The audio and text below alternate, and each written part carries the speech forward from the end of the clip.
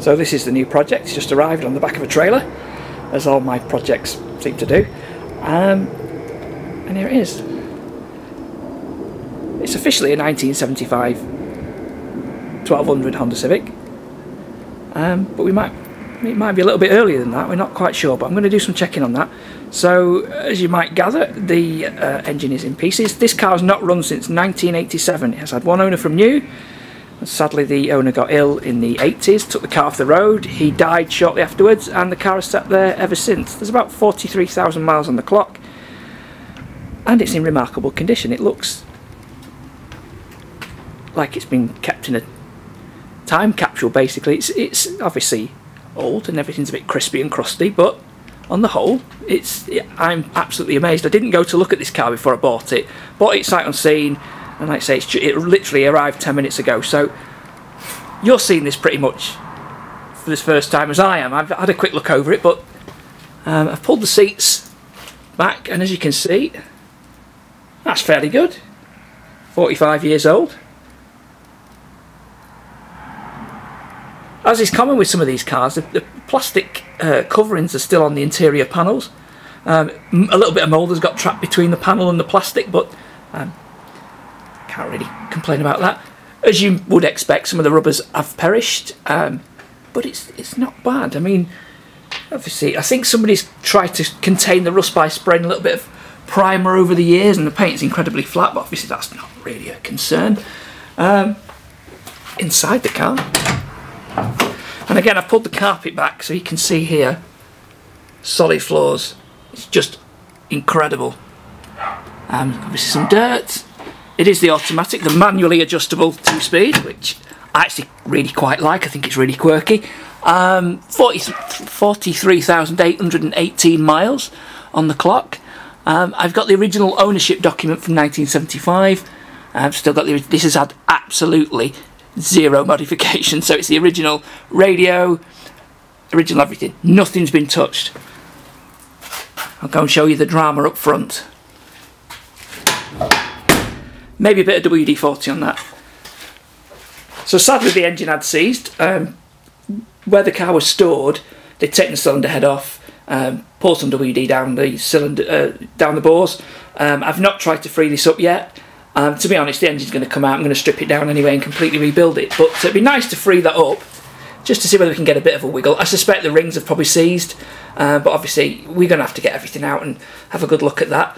But the condition of this bay and the bulkhead, we're not in America, it's not a firewall, it's a bulkhead, is really good. Inner wings, great. Everything apart from, you know, understandably, rust here and there. The servo, amazing to think that Honda were fitting a servo to their brakes in 1975, yet VW couldn't seem to manage that on their cars that they released in the 80s. Amazing German engineering for you.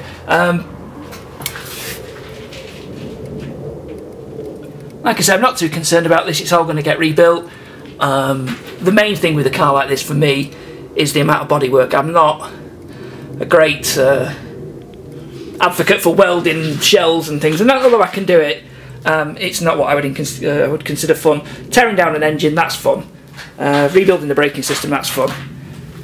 Taking the interior to bits, that's fun. Building the gearbox, not fun. But yeah, I think this is as good as it can get, to be honest. There's a little bit of a ding there. Bodywork, not a problem. The bottom of the sills on the underside look really good. I'll do a separate video covering the underside.